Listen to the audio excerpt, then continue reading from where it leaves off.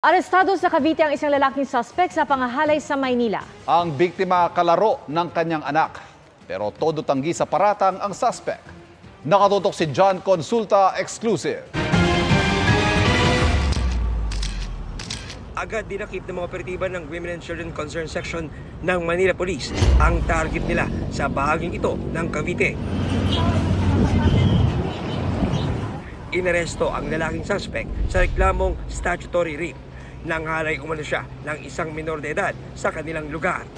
Nagkaroon kami ng series of validation, surveillance. Kinonfirm talaga namin kung siya talaga yung sinasabi nila na nagtatago sa Cavite. Mga biktima nito ay yung kanyang kalaro ng kanyang anak na babae. Ayon sa pag-iimbestiga ng ating women's desk ay kanya pang inaanak. Kaya nagpursige yung ating women's section. Nahulihin ito. Itinanggi ng suspect ang paratang.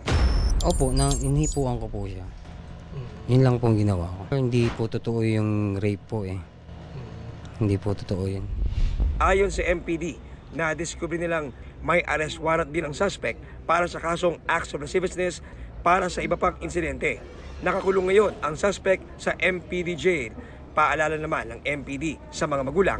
Kailangan nating i-supervise yung mga anak natin, unang-unang minor de edad yan, para maiwasan natin yung ganitong pagsasamantala sa kanila dahil very vulnerable yung ganitong edad at huwag tayo magtiwala basta-basta.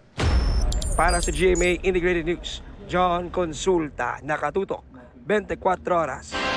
Mga kapuso, patuloy na tumutok sa mga balita. Mag-subscribe sa GMA Integrated News sa YouTube. Sa mga kapuso abroad, samahan nyo kami sa GMA Pinoy TV at www.gmanews.tv.